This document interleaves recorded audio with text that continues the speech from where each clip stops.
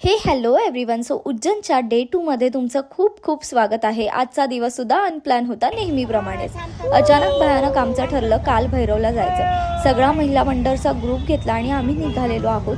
पर person 100 rupees देऊन काल भैरवला. आता काल भैरवला जाण्यासाठी मी खास ही ब्लॅक कलरची सरस्वती पैठणी यांच्याकडनं साडी घेतली होती. आहे तसा भूताचा अवतार घेतला आणि पटकन निघालो.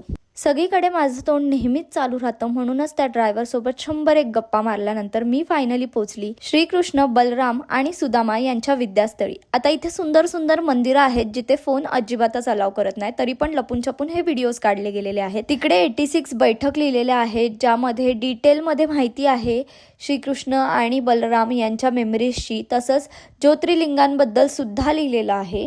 एका मंदिरामध्ये ही सुंदर अशी मूर्ती बघायला मिळते. त्यानंतर आम्ही गेलेलो मंगल ग्रह मंदिरामध्ये, जिथे जाताना हे बऱ्याचशा गोष्टी आम्ही घेऊन गेलेलो. तिथे एक पृथ्वी माता मंदिर सुद्धा आहे. या मंदिरांमध्ये आपण जर हा नॉर्मल धागा जरी बांधला ना, तरी ते लोक 100-150 रुपये आपल्याकडनं दक्षिणा म्हणून मागतात. मग आम्ही फायनली पोचलेलो काल भैरवला. आता इथे गेल्यावरती इतकी प्रचंड गर्दी होती, बाप रे. त्यानंतर मी दारू इथूनच घेऊन गेलेली ठाण्यावरनं, त्यामुळे सगळी लोक तिकडे विचारत होते तुम्ही दारू कुठून आणली. जर तुम्ही जात असाल तर प्लीज नेक्स्ट टाइम कॅरी करा मुंबईवरनंच, कारण की तिथे कुठेही मिळत नाही, सगळीकडे बंद झालेली आहे.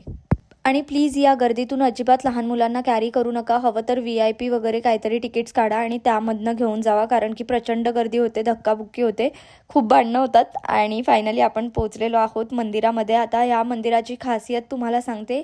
काल भैरव हे सेनापती होते आपल्या महाकालचे, त्यामुळे इकडचं दर्शन हे घेतलंच पाहिजे जर तुम्ही उज्जैनला येत असाल तर. रिअल लाईफमध्ये तर कोणी इच्छा पूर्ण करत नाही, म्हणून देवालाच सांगून आली आहे की प्लीज माझी इच्छा पूर्ण कर. इथे एक दीपस्तंभ होता ज्याला पाया पडत होते लोक, त्याला तेल देत होते आणि इथे सुद्धा पैसे घेतले जात होते. मग आम्ही गेलेलो गड कालिका माता मंदिरमध्ये, जिथे सुंदर अशी देवीची मूर्ती आहे आणि खूप सुंदर दिसत होती. इथे सुद्धा मोबाईल बॅन होता, तरी पण मी व्हिडिओ काढायचा पुरेपूर प्रयत्न केलेला आहे. तुम्ही मंदिर बघू शकता आणि मला बघू शकता. चलो बाय. आजचा दिवस इथेच संपला. Thank you for watching.